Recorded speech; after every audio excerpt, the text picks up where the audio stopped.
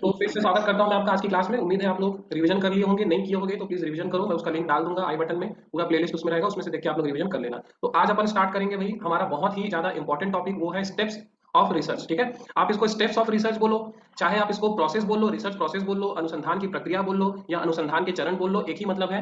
हर एक स्टेप अपने आप में एक टॉपिक है और हर एक स्टेप जो है उससे क्वेश्चंस आते हैं सीधे सीधे। तो मैं कोशिश करूंगा कि सारे स्टेप्स को पढ़ाते पढ़ाते आपको वो सारे टॉपिक्स भी कवर करा दूं जिससे यूजुअली क्वेश्चंस आते हैं। ठीक है, formulating research problem. Formulating research problem, research problem है क्या? सबसे पहले तो एक बात का ध्यान रखिएगा कि ये जो हम लोग बार बार रिसर्च प्रॉब्लम की बात करते हैं, प्रॉब्लम, ये जो प्रॉब्लम है, प्रॉब्लम का मतलब हमेशा कोई समस्या नहीं होगी। ठीक है, हमेशा कोई, इस प्रॉब्लम का मतलब हमेशा एक समस्या ही नहीं होगी। रिसर्च प्रॉब्लम का मतलब है वो विषय या वो जानकारी या वो नॉलेज, ठीक है, जो आप हासिल करना चाहते हैं, ठीक है, उस रिसर्च से। तो रिसर्च प्रॉब्लम का मतलब हमेशा एक समस्या ही नहीं होगी। वो एक समस्या भी हो सकती है जो हम लोग सोचते हैं, प्रॉब्लम या समस्या से जो हमारा मतलब है जनरल लाइफ में, वो भी हो सकता है, या वो केवल एक ऐसी बात हो सकती है जो आप जानना चाहते हैं। ठीक है, तो रिसर्च में सबसे पहला स्टेप जो है वो होगा क्या, कि आप ये तय करेंगे कि आपका रिसर्च प्रॉब्लम क्या है। रिसर्च प्रॉब्लम, या उसको हिंदी में हम लोग बोल सकते हैं शोध विषय। शोध विषय आप तय करेंगे कि आपके शोध का विषय क्या होगा। ठीक है, और वो शोध विषय क्या हो सकता है? वो किसी समस्या का समाधान ढूंढना हो सकता है, वो किसी सवाल का जवाब ढूंढना हो सकता है, या फिर वो किसी समस्या, सॉरी, किसी नई बात को जानने की कोशिश हो सकती है। ठीक है, एक मिनट।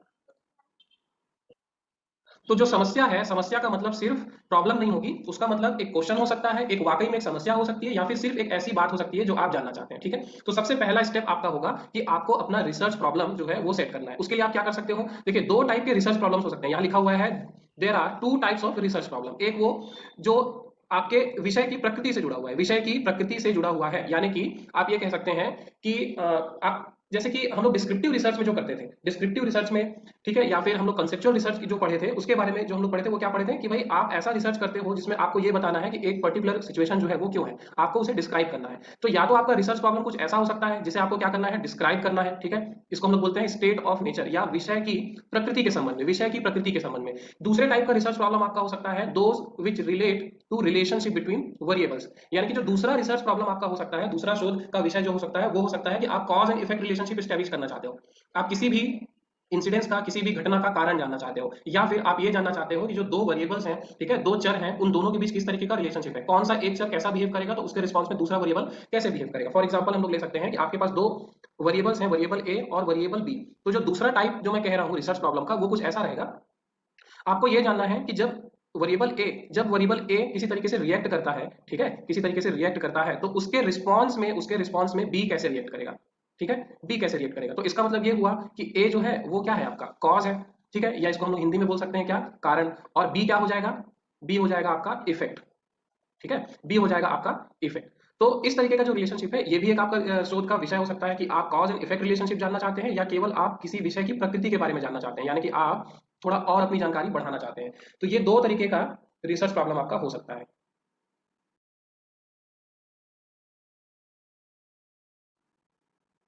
आगे बढ़ते हैं। तो रिसर्च का जो विषय है, रिसर्च प्रॉब्लम जो है वो स्टैब्लिश करते समय आपको दो चीजें करनी है। एक तो पहला आपको ये करना है कि आप अपने शोध विषय को ठीक तरीके से समझें। ठीक है, ठीक तरीके से समझें, लिखा हुआ है समस्या को समझना। तो आप सबसे पहले, आपको, आपका काम ये है कि आप जिस भी विषय पे रिसर्च करना चाहते हैं, जिस भी विषय पे आप अनुसंधान करना चाहते हैं, उसके बारे में आपको एक अच्छी जानकारी होनी चाहिए। उसके बारे में आपको क्या होनी चाहिए, एक अच्छी जानकारी होनी चाहिए। क्योंकि जब आपको अच्छी जानकारी होगी तभी आप ये स्पेसिफिकली समझ पाएंगे कि आप जानना क्या चाहते हैं। ठीक है, दूसरा जो स्टेप होगा वो लिखा हुआ है rephrasing the same into meaningful terms. इसका मतलब क्या है?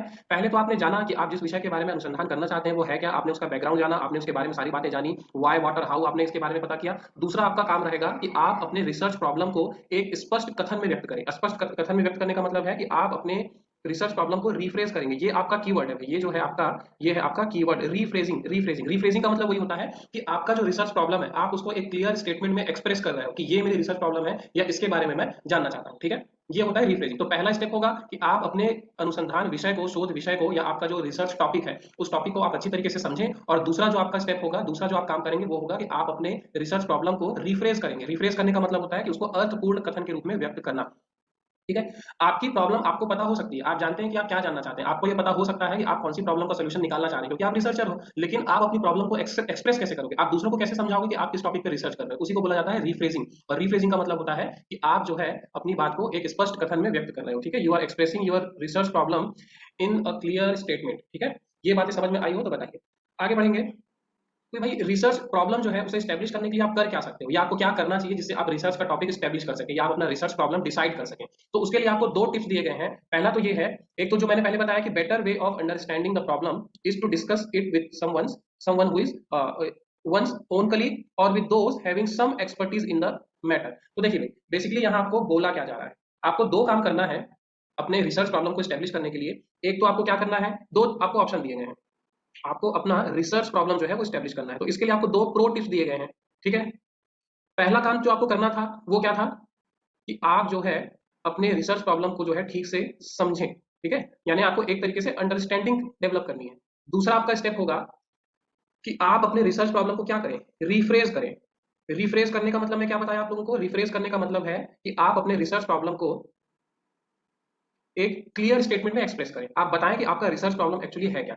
अब ये दोनों काम आप अच्छे से कर सकें, ये दोनों काम आप अच्छे से कर सकें, उसके लिए क्या आपको टिप दिया गया है, उसके लिए आपको टिप दिया गया है कि एक तो आप अपने किसी कुलीग से उसके डिस्कस करें, कुलीग यानी कि जो आपके को वर्कर्स हैं, ठीक है, कुलीग यानी कि आपके को वर्कर्स या आपके सहकर्मी, ठीक है।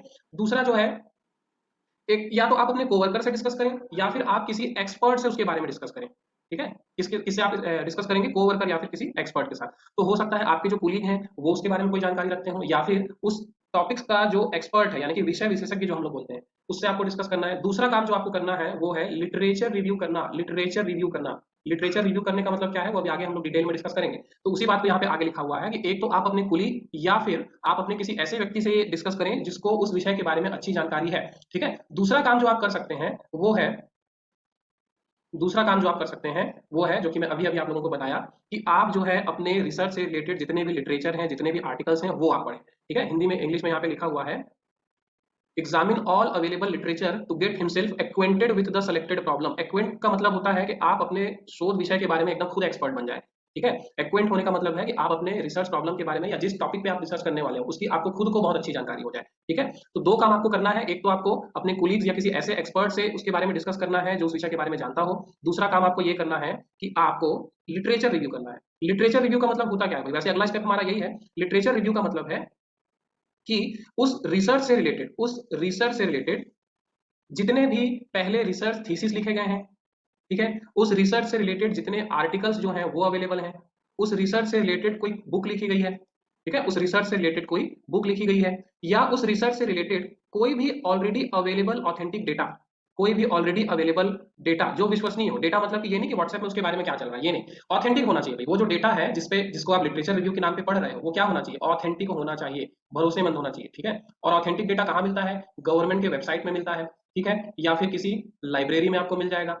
तो इस तरीके से आपको क्या करना है, थीसिस वगैरह पढ़ना है, इसको हम लोग बोलते हैं लिटरेचर रिव्यू। समझ में आई बात, यहाँ तक इतनी बात क्लियर है, ठीक है। तो बेसिकली पहला स्टेप आपका क्या था, पहला स्टेप आपका था, एक बार हम लोग उसको समराइज कर लेते हैं। पहला स्टेप आपका था कि आप अपना रिसर्च प्रॉब्लम जो है वो डिसाइड कर लें, ठीक है। रिसर्च प्रॉब्लम डिसाइड करने में सबसे पहला काम आपका रहेगा कि आप उस अपने रिसर्च टॉपिक के बारे में अंडरस्टैंडिंग जो है वो डेवलप करें, ठीक है। दूसरा काम आपका क्या रहेगा कि आप अपने रिसर्च प्रॉब्लम को रिफ्रेज करें। रिफ्रेज का मतलब था कि आप अपने रिसर्च टॉपिक को या रिसर्च प्रॉब्लम को क्लियर स्टेटमेंट्स में एक्सप्रेस करें।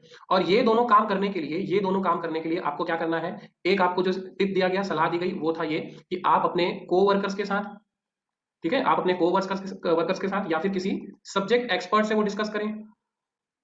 और दूसरा टिप आपको दिया गया कि आप लिटरेचर रिव्यू करें, लिटरेचर रिव्यू करें। इतनी बातें आपको इस पहले स्टेप में याद रखनी है, ठीक है। किसी को कोई डाउट इसमें, चलो यहाँ तक की बातें अगर समझ में आई है तो अपन आगे बढ़ते हैं भाई।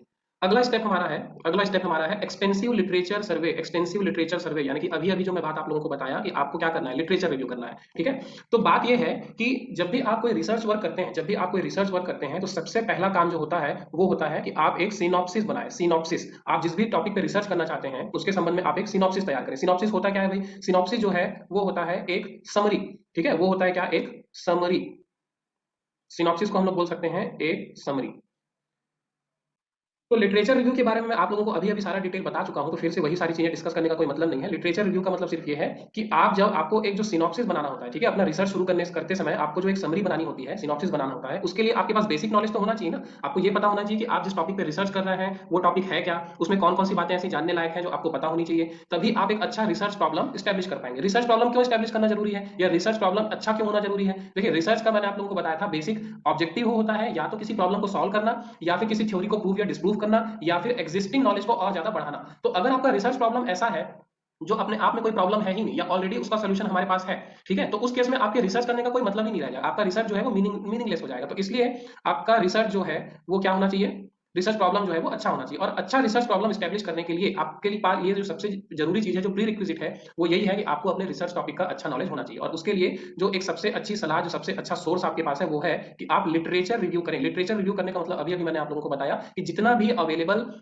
डेटा है, चाहे वो रिसर्च थीसिस के नाम पे हो, चाहे वो बुक्स के नाम पे हो, चाहे वो कोई आर्टिकल हो, आप उसे रीड करें। ठीक है, यहाँ पर एक टर्म आप लोगों को सीख लेना चाहिए, वो है बिब्लियोग्राफी। बिब्लियोग्राफी हिंदी में इसको बोलते हैं ग्रंथ सूची। बिब्लियोग्राफी या फिर ग्रंथ सूची। बिब्लियोग्राफी या फिर ग्रंथ सूची का मतलब है कि आप एक लिस्ट तैयार करते हैं कि आपको ये जानकारी जो है वो अमुक थीसिस से मिली, ये जानकारी जो है वो इस आर्टिकल से मिली जिसे इसने लिखा था। यानी एक तरीके का हम लोग जो वो करते हैं ना, रेफरेंस जो हम लोग लिखते हैं जब अपना कोई अपन एग्जाम में अपना आंसर शीट बनाते हैं, जब आंसर लिखते हैं तो लास्ट में हम लोग क्या लिखते हैं, रेफरेंस लिखते हैं। ठीक है, कि ये डेटा या ये जानकारी जो मैंने लिखा है वो कहां से हमने प्राप्त किया, वो उसका सोर्स क्या है, उसका रेफरेंस क्या है। तो वही चीज होती है क्या, बिब्लियोग्राफी। तो ये एक टर्म आप लोग समझ लो, बिब्लियोग्राफी। इसका मतलब होता है कि आप एक लिस्ट बनाते हैं जिसमें आप उन सारी जानकारियों का रेफरेंस लिखते हैं, सोर्स लिखते हैं जो आपने इकट्ठा किया। ठीक है, तो ये तो हो गया आपका दूसरा step, literature review.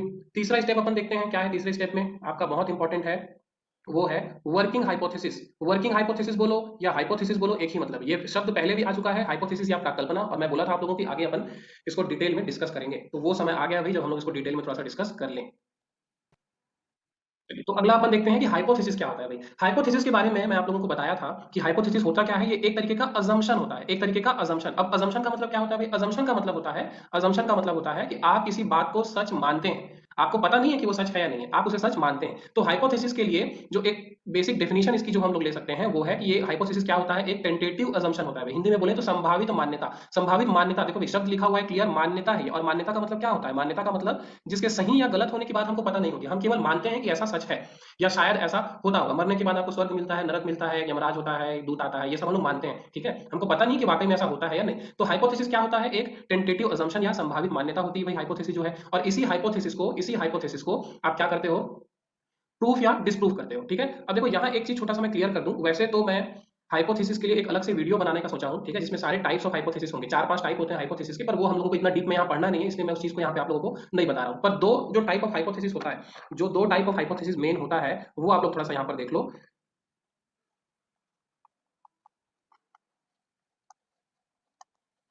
Types of hypothesis, वैसे तो 4 से 5 हाइपोथेसिस टाइप्स होते हैं, लेकिन यहाँ पर मेन जो है वो होता है एक आपका, एक होता है नल हाइपोथेसिस। इसको हिंदी में बोलते हैं शून्य, शून्य हाइपोथेसिस, शून्य प्राक कल्पना, इसको हिंदी में बोलते हैं शून्य प्राक कल्पना।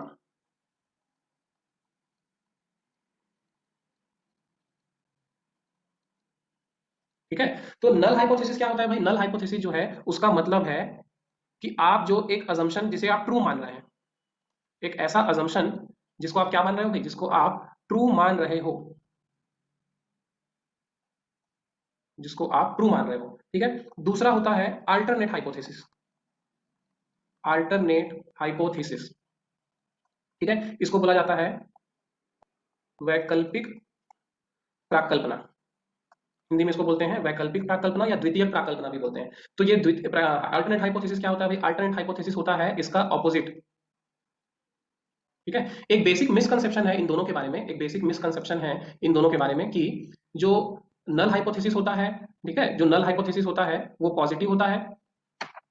क्या एक मिसअंडरस्टैंडिंग है भाई कि जो नल हाइपोथेसिस होता है वो पॉजिटिव होता है, और जो अल्टरनेट हाइपोथेसिस होता है वो नेगेटिव होता है। ये एक मिसकंसेप्शन इसके बारे में है कि जो नल हाइपोथेसिस होता है वो पॉजिटिव होता है, और जो अल्टरनेट हाइपोथेसिस है वो क्या होता है, नेगेटिव होता है। तो ये बात बिल्कुल गलत है। नल हाइपोथेसिस का मतलब है कि वो अजम्पशन, नल हाइपोथेसिस का मतलब है वो अजम्पशन जिसे आप ट्रू मानते हैं, जिसे आप मानते हैं कि ये सच है। ठीक है, और अल्टरनेट हाइपोथेसिस का मतलब है उसका ऑपोजिट। इसका मैं आप लोगों को एक एग्जांपल दे देता हूं, इसका मैं आप लोगों को एक एग्जांपल दे देता हूं। वो एग्जांपल कुछ ऐसा है कि सपोज आप मानते हैं कि इंडिया के, आप ये मान रहे हो कि इंडिया के मोर देन 50%, ठीक है, मोर देन 50% फीमेल जो है वो लोग क्या है, इलिटरेट है। इलिटरेट है, ये क्या है आपका नल हाइपोथेसिस या सामान्य प्राकल्पना, शून्य प्राकल्पना। आप ये मान रहे हो, आप ये इस फैक्ट को आप सच मान रहे हो कि इंडिया के जो है 50% से ज्यादा फीमेल जो है वो इलिटरेट है।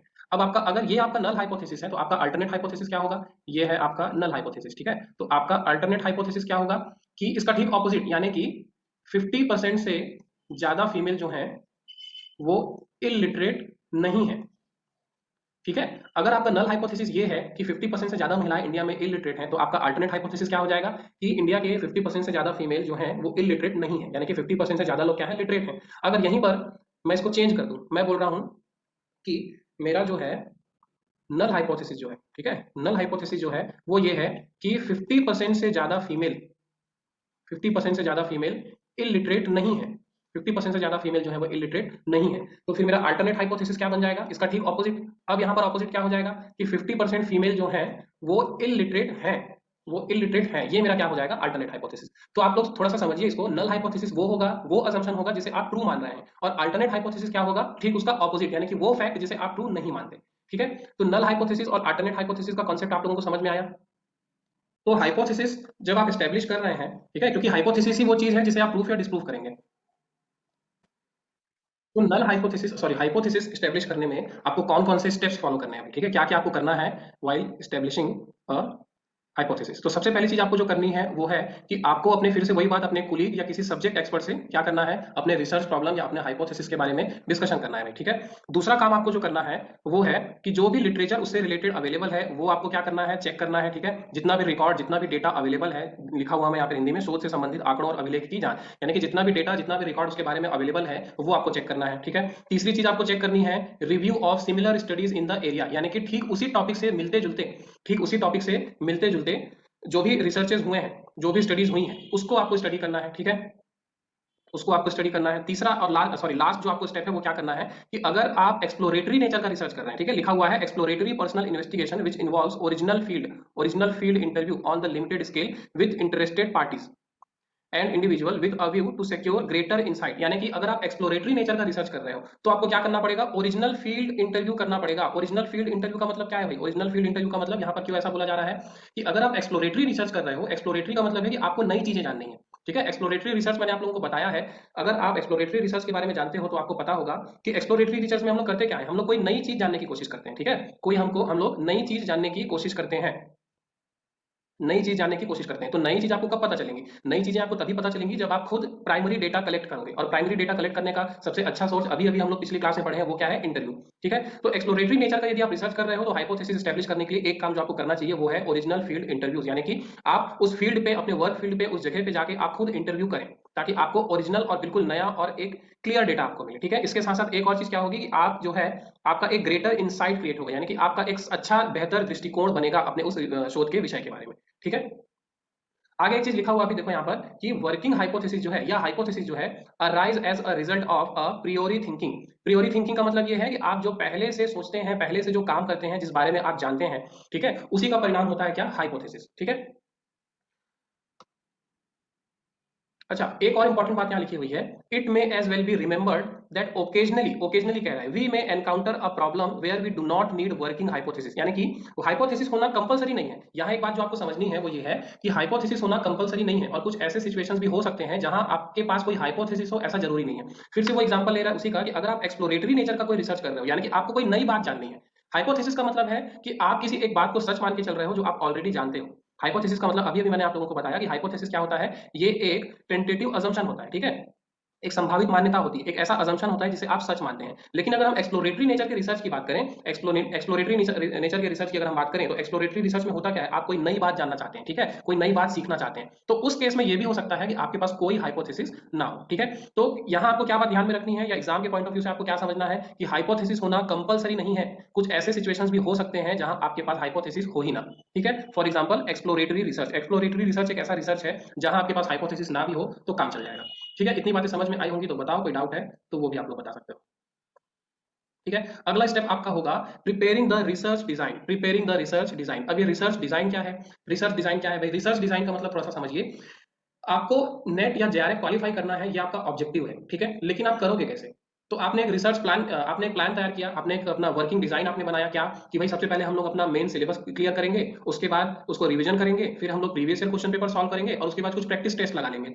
ये क्या है? आपका रिसर्च सॉरी स्टडी डिजाइन है, ठीक है। ये आपका प्लान है। तो उसी तरीके से रिसर्च का ऑब्जेक्टिव आपने तय कर लिया, ठीक है। आपने रिसर्च का जो है ऑब्जेक्टिव तय कर लिया। उसके बाद आपने क्या किया? रिसर्च का आपने हाइपोथेसिस भी स्टैब्लिश कर लिया। अब आप क्या करोगे? आप अपने ऑब्जेक्टिव को कैसे अचीव करोगे, या आप अपने रिसर्च हाइपोथेसिस को प्रूफ या डिस्प्रूव कैसे करोगे, ठीक है। उसी की प्लानिंग को बोला जाता है रिसर्च डिजाइन, ठीक है। रिसर्च डिजाइन का मतलब वही है कि आप अपने रिसर्च का ऑब्जेक्टिव या अपने हाइपोथेसिस को प्रूफ या डिस्प्रूव कैसे करोगे। तो ये बेसिकली है क्या? ये एक है एक तरीके की प्लानिंग कि आप अपना रिसर्च जो है वो कंडक्ट कैसे करेंगे, कहाँ से आप अपना डेटा कलेक्ट करेंगे, कैसे उसे एनालाइज करेंगे, सैम्पलिंग का कौन सा मेथड अपनाएंगे। ये सारी चीजें होती है किसमें? आपके रिसर्च डिजाइन में। तो इस पॉइंट में आप लोगों को एग्जाम के लिए जो याद रखना है वो ये है कि रिसर्च डिजाइन होता क्या है और रिसर्च डिजाइन में कौन कौन सी चीजें हम लोग इंक्लूड करते हैं। तो एक बहुत अच्छी बात यहाँ पर लिखी हुई है, वो ये है कि देखिए लिखा हुआ है the function of research design is to provide for the collection of relevant evidence, collection of relevant evidence with minimal expenditure of effort, time and money. बहुत ही अच्छी और क्लियर बात यहाँ पर लिखी हुई है जो आप लोगों को ध्यान रखनी है, याद रखनी है भाई।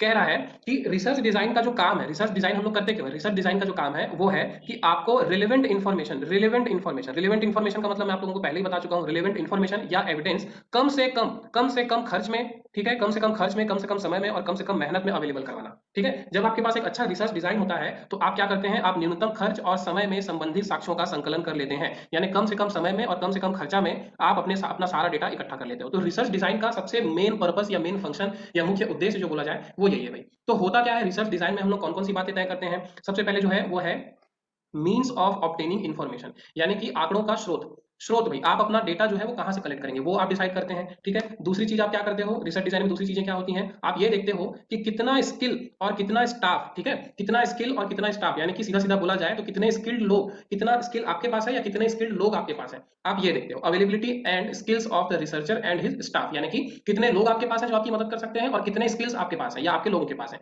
तीसरी चीज explanation of the way in which selected means of obtaining information will be organized, ठीक है। इसका मतलब ये है कि आप जो भी डेटा इकट्ठा करोगे आप उसका वर्गीकरण कैसे करोगे और उन आंकड़ों का चयन कैसे करोगे, ठीक है। किस बेसिस पे आप अपना डेटा कलेक्ट करोगे, किस बेसिस पे आप ये डिसाइड करोगे कि ये डेटा जो है वो आपके रिसर्च के से रिलेवेंट है और ये डेटा आपके रिसर्च से संबंधित नहीं है। तो उसका बेसिस क्या होगा, ठीक है, उसका तर्क क्या होगा, किस तर्क के आधार पर आप अपने आंकड़ों का चयन करोगे और फिर कैसे उन्हें ऑर्गेनाइज करोगे, कैसे उन्हें क्लासीफाई करोगे, ठीक है।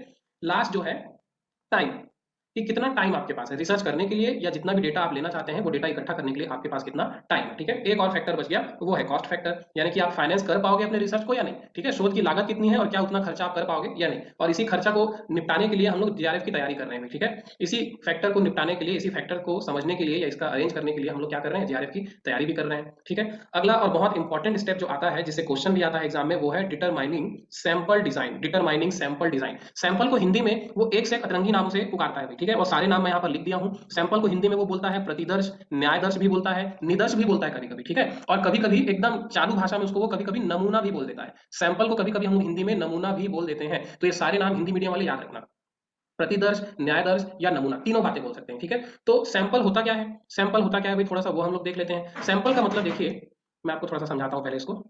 सपोज आपको रिसर्च करना है रायपुर के लोगों के बारे में, ठीक है। रायपुर के लोगों के बारे में आपको रिसर्च करना है और हम मान लेते हैं, एक अजम्पशन ले लेते हैं कि रायपुर की जो जनसंख्या है, रायपुर की जो पॉपुलेशन है वो है 10 लाख, ठीक है। आपको ये जानना है कि रायपुर के लोगों की इनकम कैसी है या कितने अमीर हैं, किस तरीके से अपने इनकम को खर्च करते हैं, आपको ये जानना है। एक बेसिक हम लोग एग्जांपल ले लेते हैं। अभी देखो प्रॉब्लम ये है कि 10 लाख लोगों से पूछना, 10 लाख लोगों से जानकारी लेना, एक तो ये बहुत ज्यादा टाइम टेकिंग है, ठीक है। टाइम टेकिंग है, बहुत ज्यादा टाइम टेकिंग है, मतलब गवर्नमेंट भी अपना जो जनसंख्या गणना है वो भी बहुत टाइम में करती है। तो 10 लाख लोगों से इंफॉर्मेशन लेना एक तो बहुत टाइम टेकिंग है, दूसरा ये बहुत ज्यादा खर्चीला काम है, बहुत ज्यादा क्या है? खर्चीला काम है, ठीक है। तीसरा इसमें एफर्ट बहुत ज्यादा लगेगा। एफर्ट का मतलब कि आपको मेहनत बहुत ज्यादा लगेगी, आपको असिस्टेंट्स बहुत ज्यादा रखने पड़ेंगे, बहुत सारे लोग मिलकर जब काम करेंगे तब जाके ये काम हो पाएगा। तो ओवरऑल अगर मैं बोलूं तो 10 लाख लोगों से इंफॉर्मेशन निकलवाना it is near to impossible, ठीक है, it is near to impossible, लगभग ये क्या है? असंभव है, ठीक है। तो हम लोग क्या करते हैं, हम लोग ये 10 लाख लोगों से इंफॉर्मेशन ना निकलवा के हम लोग क्या करते हैं, 10 लाख लोगों से इंफॉर्मेशन ना निकलवा के हम लोग क्या करते हैं, एक सैंपल ले लेते हैं, ठीक है। हम लोग ये मान के चलेंगे कि जो 10 लाख लोग रायपुर में रहते हैं वो सब के सब लगभग एक ही जैसे हैं, कोई बहुत जमीन और आसमान का अंतर नहीं है, ठीक है। तो हम लोग क्या करेंगे, इन 10 लाख में से हम लोग 2000 लोगों को सेलेक्ट कर लेंगे, 2000 लोगों को हम लोग सेलेक्ट कर लेंगे, और हम लोग ये मान के चलेंगे कि ये 2000 जो है इन 10 लाख लोगों के सभी कैरेक्टरिस्टिक्स को, सभी विशेषताओं को, सभी फीचर्स को क्या करते हैं, रिप्रेजेंट करते हैं, ठीक है। रिप्रेजेंट करते हैं, रिप्रेजेंट करते हैं का मतलब कि ये जो 2000 लोग हैं, इस 2000 लोगों में हर उस तरीके के लोग शामिल हैं जो इन 10 लाख लोगों में आते हैं। यानी कि रायपुर में जितने भी टाइप के इनकम ग्रुप के लोग हैं, हम लोग ये मान के चलेंगे कि इन 2000 लोगों में उस सभी टाइप के इनकम ग्रुप के लोग शामिल हैं। यानी कि अमीर, गरीब, मिडिल क्लास, बहुत ज्यादा अमीर, बहुत ज्यादा गरीब, हर टाइप के लोग इस 2000 लोगों में शामिल हैं। इसी को हम लोग बोलेंगे सैंपल। ये हमारा हो जाएगा सैंपल। हिंदी में इसी को वो बोलता है, कभी बोलता है वो न्यायदर्श, ठीक है, कभी बोलता है प्रतिदर्श, ठीक है, कभी बोलता है नमूना। तो ऐसे अलग अलग नाम से बोलता है। तो ये जो 2000 लोग हम लोग सेलेक्ट किए हैं, ये हो जाएगा हमारा सैंपल। और ये जो 10 लाख है ना, ये जो 10 लाख है, इसको हम लोग रिसर्च की लैंग्वेज में बोलते हैं पॉपुलेशन। पॉपुलेशन बोलते हैं भाई इसको, ठीक है। जो 10 लाख लोग हैं, यानी कि सारे लोग जिनसे हम लोग सैंपल लिए हैं, वो लोग क्या कहलाएंगे, पॉपुलेशन। तो दो टर्म आपको यहाँ पर याद रखना है। कौन सा?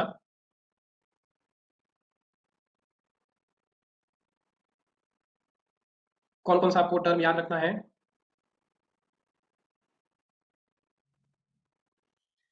एक तो पॉपुलेशन, क्योंकि इसका यूज हम लोग बार बार आगे करेंगे। और दूसरा क्या? सैंपल। सैंपल, पॉपुलेशन का मतलब कि टोटल सारे लोग, और सैंपल का मतलब कि इसका एक पार्ट। यहां पर सैंपल का मतलब ये होगा वो दैट रिप्रेजेंट द पॉपुलेशन। यानी कि सैंपल का मतलब ये नहीं कि कुछ भी एक पार्ट हम लोग ले लिए। सैंपल का मतलब वो जो पॉपुलेशन के सारे फीचर्स को रिप्रेजेंट करता हो। ऐसा सैंपल जिसमें पॉपुलेशन के सारे फीचर्स, सारी विशेषताएं शामिल नहीं है, वो सैंपल किसी काम का नहीं है, ठीक है। अगर उस सैंपल के बेसिस पे आप रिसर्च कर रहे हो तो आपके रिसर्च का रिजल्ट हमेशा गलत आएगा, या फिर वो जनरलाइज्ड नहीं होगा भाई। क्यों? क्योंकि आपने जो सैंपल लिया था उसमें पॉपुलेशन के सारे फीचर्स तो शामिल थे ही नहीं, ठीक है। तो जो टोटल होगा उसको हम लोग बोलेंगे पॉपुलेशन। पॉपुलेशन को वो हिंदी में क्या बोलता है? पॉपुलेशन को हिंदी में हम लोग बोलते हैं समूह, या एक और इसका शब्द है समष्टि, ठीक है। समष्टि, समूह या समष्टि भी बोलता है। और कभी कभी गलती से वो जनसंख्या शब्द का इस्तेमाल भी कर देता है, ठीक है। तो याद रखना भाई, पॉपुलेशन को हम लोग हिंदी में बोलते हैं समूह, समष्टि और जनसंख्या। सैंपल को क्या बताया था मैं? सैंपल को हिंदी में हम लोग बोलते हैं क्या क्या? न्यायदर्श, या फिर कभी कभी इसको बोलते हैं निदर्श। एक और नाम है प्रतिदर्श। और कभी कभी जब उनको कैंडिडेट्स पे, एनटीए को दया आ जाती है, तो वो साफ साफ उनको नमूना भी बोल देता है। नमूना का मतलब तो पता ही है आप लोगों को। तो ये चार शब्द याद रखने हैं आप लोगों को। याद क्या, सब एक जैसे ही लगते हैं। तो ये हो गया आपका सैंपल। समझ में आया भाई सैंपल और पॉपुलेशन क्या होता है? पॉपुलेशन और सैंपल समझ में आया आप लोगों को? कोई डाउट है तो बताओ। तो सैंपल जो है वो किस किस टाइप का होता है, ठीक है। या फिर आप सैंपल सेलेक्ट कैसा करते हैं? सैंपल सेलेक्ट करने के तरीके होते हैं। सैंपल तो सैंपल होता है, सैंपलिंग बोला जाता है, यानी कि सैंपल सेलेक्ट करने का जो मेथड होता है, सैंपल सेलेक्ट करने का या सैंपल सिलेक्शन का जो मेथड होता है, सैंपल सिलेक्शन का जो मेथड होता है, उसी को बोला जाता है क्या? सैंपलिंग। सैंपलिंग, सैंपल सेलेक्ट करने का, या आपका जो प्रतिदर्श या न्यायदर्श जो भी बोलो, उसके चयन करने की जो प्रक्रिया होती है, उसको हम लोग क्या बोलते हैं? सैंपलिंग। और सैंपलिंग में का हिंदी में बहुत बढ़िया नाम है, हिंदी में बहुत बढ़िया नाम है, वो है प्रतिचयन। प्रतिचयन, ठीक है। सैंपलिंग जो होती है, यानी कि सैंपल सेलेक्ट करने की जो प्रक्रिया होती है, उसको हम लोग क्या बोलते हैं? प्रतिचयन। कोई बहुत मुश्किल शब्द नहीं है, प्रतिचयन। सैंपल को बोलते हैं प्रतिदर्श, और सैंपल सेलेक्ट करने की प्रक्रिया को क्या बोला जाता है? प्रतिचयन। तो आगे अपन देखेंगे कि कौन कौन सा मेथड होता है सैंपल सेलेक्ट करने का, और क्या क्या चीजें उसमें होती हैं। सैंपलिंग जो मेथड है उससे डायरेक्ट क्वेश्चन आते हैं, और मान के चलिए हर अटेम्प्ट में एक ना एक क्वेश्चन सैंपलिंग से जरूर रहता है। तो ये वाले टॉपिक को आप लोग थोड़ा सा ध्यान से सुनना और ध्यान से समझना। तो पहला जो देखिए, सैंपल सेलेक्ट करने का जो मेथड होता है, ठीक है, वो बेसिकली दो टाइप का होता है। एक तो हम लोग बोलते हैं क्या?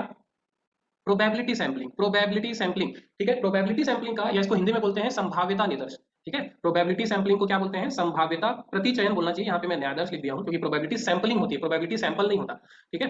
तो पहला क्या हो गया? Probability sampling. अभी देखिए प्रोबेबिलिटी सैंपलिंग जो है उसका मतलब क्या है। प्रोबेबिलिटी सैंपलिंग में अलग अलग टाइप के सैंपलिंग मेथड्स हैं। तो पहले तो हम लोग यही समझ लेते हैं कि प्रोबेबिलिटी सैंपलिंग का मतलब क्या है। अगर कोई भी सैंपलिंग मेथड अगर कोई भी सैंपलिंग मेथड को मैं कह रहा हूं कि ये प्रोबेबिलिटी सैंपलिंग है, तो इसका मतलब क्या होगा? प्रोबेबिलिटी सैंपलिंग का मतलब क्या होगा? देखिए, प्रोबेबिलिटी सैंपलिंग का मतलब ये है कि जब आप एक पॉपुलेशन में से कोई एक सैंपल सेलेक्ट कर रहे हैं, ठीक है, ये आपका पॉपुलेशन है। पॉपुलेशन का मतलब मैंने अभी अभी बताया, टोटल, यानी कि मैक्सिमम जितने भी लोग आपके पास अवेलेबल है रिसर्च करने के लिए, वो आपका क्या हो गया?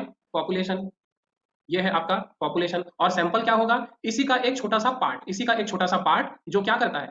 इस पूरे पॉपुलेशन को रिप्रेजेंट करता है। और रिप्रेजेंट करने का मतलब कि रिप्रेजेंट करने का मतलब ये है कि इस सैंपल में पहले तो मैं लिख देता हूं रिप्रेजेंट। इस सैंपल में जो है, इस पॉपुलेशन के लगभग लगभग सभी फीचर्स ऑलरेडी अवेलेबल है, ठीक है, तो ये हमारा क्या हो जाएगा, सैंपल। अब देखिए जब मैं ये बोलता हूं कि जो हम लोग सैंपलिंग मेथड अपना रहे हैं वो क्या है, वो है प्रोबेबिलिटी सैंपलिंग। अगर मैं ये बोल रहा हूं कि मैं प्रोबेबिलिटी सैंपलिंग मेथड अपना रहा हूं तो इसका मतलब ये हो जाएगा कि इस पॉपुलेशन में जितने भी पार्टिसिपेंट्स हैं उनका इस सैंपल में सेलेक्ट होने के जो चांसेस हैं, इसको हम लोग बोलते हैं chances of being selected, chances of being selected. ये जो है यानी कि सेलेक्ट होने का जो चांस है वो सबके लिए क्या है, इक्वल है। सबके लिए इक्वल है, यानी कि जितने भी व्यक्ति इस पॉपुलेशन में है उनका सिलेक्शन इस सैंपल में होगा या नहीं होगा, इस बात के जो चांसेस हैं, इस बात की जो संभावना है वो क्या है भाई, बिल्कुल इक्वल है, एकदम इक्वल है। ठीक है, यानी कि किसी भी तरीके का बायस प्रोसेस नहीं अपनाया गया है। ऐसा नहीं है कि जो जिसका 10वीं में फर्स्ट डिवीजन आया होगा वो सेलेक्ट होगा, या जिसने ग्रेजुएशन किया होगा केवल वो सेलेक्ट होगा, ऐसा कुछ भी नहीं है।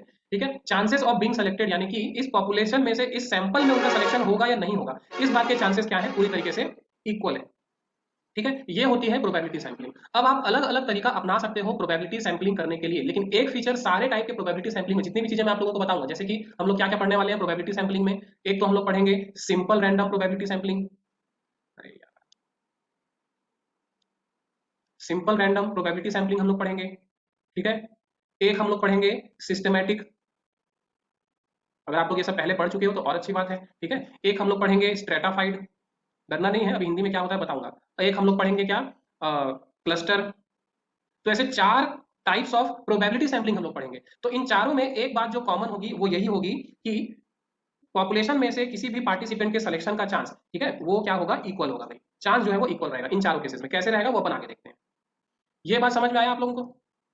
तो सबसे पहला टाइप जो है प्रोबेबिलिटी सैंपलिंग में वो है हमारा क्या, simple random sampling. Simple random sampling Hindi में इसको बोलते हैं यादृच्छिक प्रतिचयन। यादृच्छिक प्रतिचयन नाम याद रखना भाई, हिंदी में थोड़ा सा मुश्किल नाम है इसका, इंग्लिश में नाम है इसका सिंपल रैंडम सैंपलिंग, हिंदी में नाम है यादृच्छिक प्रतिचयन। देखिए सिंपल रैंडम सैंपलिंग नाम से ही क्लियर हो रहा है, आप कोई भी मेथड नहीं अपना रहे हो, आप कोई भी मेथड नहीं अपना रहे हो, ये आपका पॉपुलेशन है, आप आंख मूंद के एकदम रैंडम बेसिस पे, ठीक है, बिल्कुल रैंडम बेसिस पे आप क्या सेलेक्ट कर रहे हो, अपना सैंपल सेलेक्ट कर रहे हो। ये हो गया आपका सिंपल रैंडम सैंपलिंग। थोड़ा सा पढ़ लेते हैं इसके बारे में, कुछ अगर स्पेशल टाइप का लिखा हो तो। लिखा है this type of sampling is also known as chance sampling. Chance sampling वही, या probability sampling, where each and every item in the population has an equal chance of inclusion in the sample। यानी कि population में जितने भी participants हैं, जितने भी प्रतिभागी हैं, उनका सिलेक्शन सैंपल में होगा या नहीं होगा, इस बात के चांसेस एकदम इक्वल है।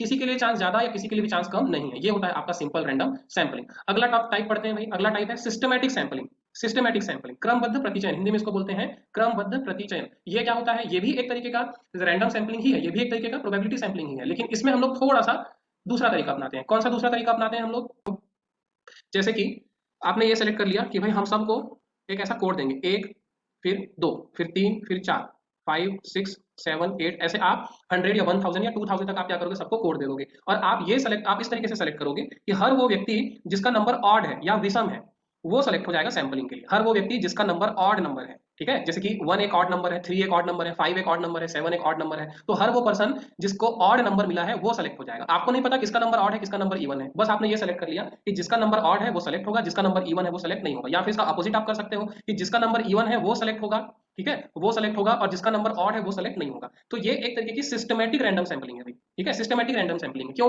क्योंकि कोड मिलने से पहले तो किसी को नहीं पता था कि किसको कोड विषम मिलेगा, किसको ऑड कोड मिलेगा, किसको इवन कोड मिलेगा, तो सबके चांसेस बराबर थे। अल्टीमेटली वो सेलेक्ट हो गया जिसके पास ऑड नंबर थे, वो सेलेक्ट नहीं हुआ जिसके पास इवन नंबर थे। तो ये भी एक तरीके का क्या है, सिंपल रैंडम सैंपलिंग कह लो या प्रोबेबिलिटी सैंपलिंग कह लो। समझ में आई इतनी बातें आप लोगों को?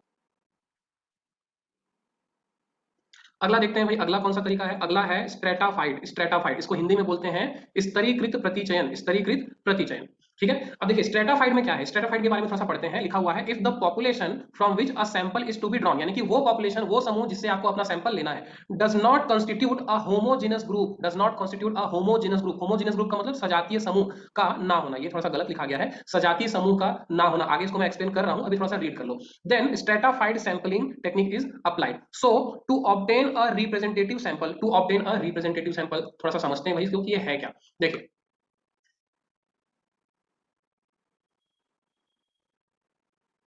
स्ट्रेटाफाइड सैंपलिंग में होगा क्या, थोड़ा सा वो समझते हैं। बाय द वे आपका ये एक पॉपुलेशन है, आपका ये एक पॉपुलेशन है, और इसमें वेरिएशन बहुत ज्यादा है, यानी कि इस एक पॉपुलेशन में अलग अलग जगह पे बहुत अलग अलग टाइप के लोग रहते हैं, ठीक है। और इस बात के चांसेस बहुत कम है कि अगर आप किसी भी इस पूरे पॉपुलेशन में से आप किसी भी एक जगह से रैंडमली अगर आप सेलेक्ट कर लेते हो, कोई भी सैंपल अगर आप रैंडमली सेलेक्ट कर लेते हो, तो इस बात के चांसेस बहुत कम है कि इस सैंपल में सारे फीचर्स इसके अवेलेबल होंगे, सारी विशेषताएं, यानी कि इस पूरे पॉपुलेशन में जितने भी टाइप के लोग हैं वो सारे टाइप के लोग इसमें अवेलेबल होंगे, इस बात के चांसेस बहुत कम है।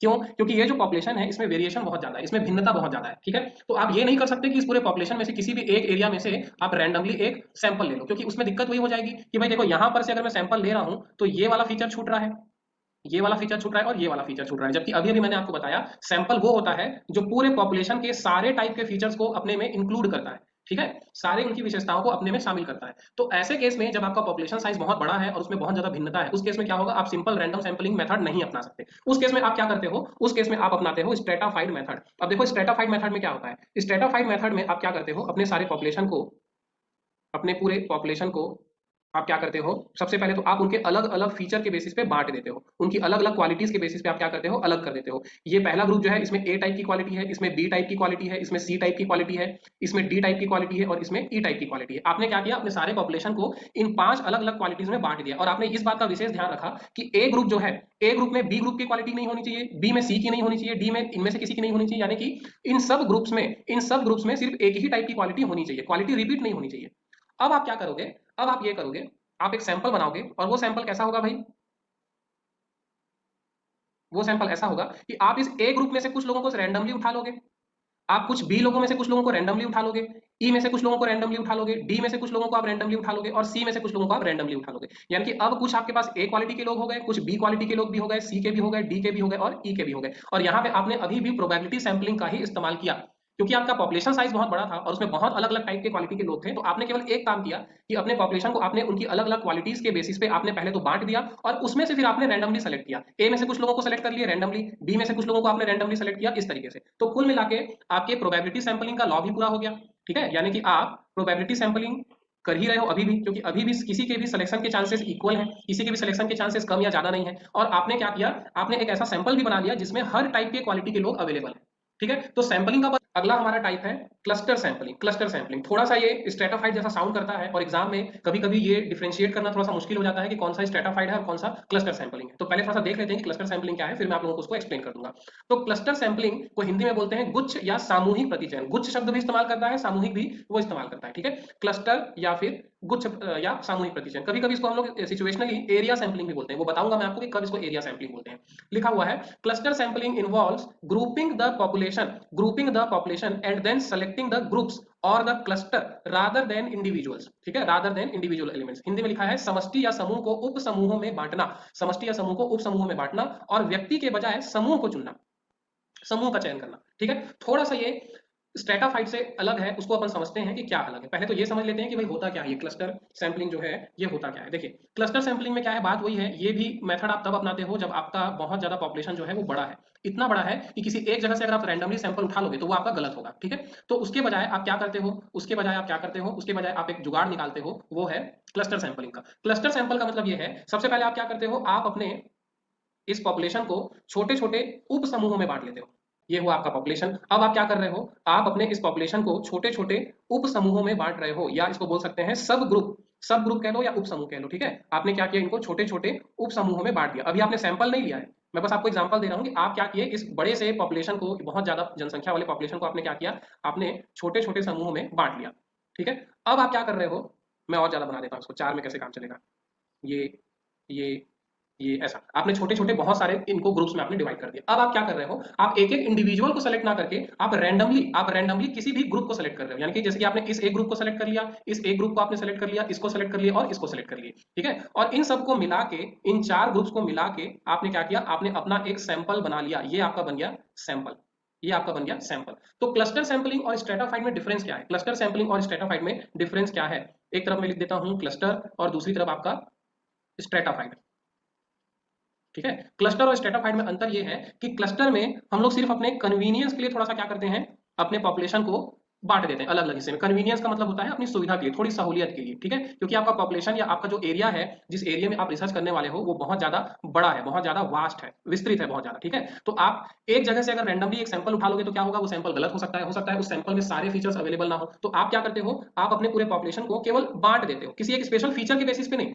आप क्या करते हो, उनके छोटे छोटे उनको ग्रुप्स में बांट देते हो और फिर आप ग्रुप्स को सेलेक्ट करते हो, ठीक है। आपने 50 ग्रुप्स बना लिए और उस 50 ग्रुप्स में से आपने कोई भी 10 ग्रुप रैंडमली आपने सेलेक्ट कर लिए, ये है आपका क्लस्टर सैंपलिंग। स्ट्रेटाफाइड में एक अंतर जो है वो ये है कि यहाँ पर आप जो अपने समूह को बांट रहे हो वो किसी एक स्पेशल क्वालिटी के बेसिस पे आप बांट रहे हो, ठीक है। ये जो आप बंटवारा कर रहे हो, ये जो आप डिवीजन कर रहे हो, वो किसी स्पेशल क्वालिटी के बेसिस पे कर रहे हो, ये होता है आपका स्ट्रेटाफाइड। जब आप रैंडमली उनको बांट दोगे सिर्फ अपने कन्वीनियंस के लिए, ठीक है, और फिर उनमें से आप ग्रुप्स को सेलेक्ट करोगे, तब वो क्या होगा, क्लस्टर सैंपलिंग। लेकिन अगर आप अपने बड़े पॉपुलेशन को स्पेशल क्वालिटी के बेसिस पे अगर आप बांट रहे हो, ठीक है, स्पेशल क्वालिटी के बेसिस पे अगर आप बांट रहे हो, तब वो क्या हो जाएगा, स्ट्रेटाफाइड। दोनों में यही एक डिफरेंस है कि जो आप बांट रहे हो, आप अपने पॉपुलेशन को आप जो अलग अलग छोटे छोटे हिस्सों में बांट रहे हो, ठीक है, उसका बेसिस क्या है। पहले आप क्या किए, आप सिर्फ अपनी सुविधा के लिए बांट दिए, बड़े पॉपुलेशन को आपने छोटे छोटे ग्रुप्स में डिवाइड कर दिया सिर्फ अपनी सुविधा के लिए, क्योंकि आपका पॉपुलेशन साइज बहुत बड़ा था, ठीक है। ये था आपका क्लस्टर सैंपलिंग।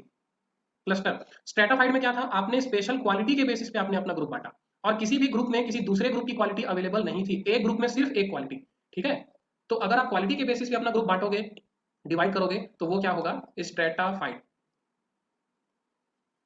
स्ट्रेटाफाइड, ठीक है। दोनों के बीच में अंतर समझ में आया आप लोगों को, जल्दी बताओ। थोड़ा सा देख लेते हैं कि एरिया सैंपलिंग क्या है। ये भी वैसे कुछ है नहीं। एरिया सैंपलिंग का मतलब कि जब आप एरिया वाइज अपने पॉपुलेशन को बांट देते हो, ठीक है, ईस्ट वेस्ट साउथ ऐसे करके आप एरिया वाइज बांट देते हो, आप लोकेलिटी के बेसिस पे जब अपने पॉपुलेशन को बांटते हो और वहां से फिर आप रैंडमली लोगों को सेलेक्ट करते हो, तो उसमें क्या होता है, उसको हम लोग बोल देते हैं एरिया सैंपलिंग। है ये भी क्लस्टर सैंपलिंग ही, बस यहाँ पर एरिया के हिसाब से आपको बांटना है लोगों को, एरिया के बेसिस पे, ठीक है, एरिया के बेसिस पे। तो आज अपन यहाँ रुकते हैं, अगली क्लास में हम लोग देखेंगे नॉन प्रोबेबिलिटी सैंपलिंग क्या क्या होता है, और नॉन प्रोबेबिलिटी सैंपलिंग का मतलब क्या होता है, ये अपन थोड़ा सा देख लेंगे, ठीक है। अभी तक की क्लास अगर आप लोग नहीं देखे होंगे तो रिवाइज जरूर कर लेना, ठीक है। Thanks for joining me today, thanks a lot.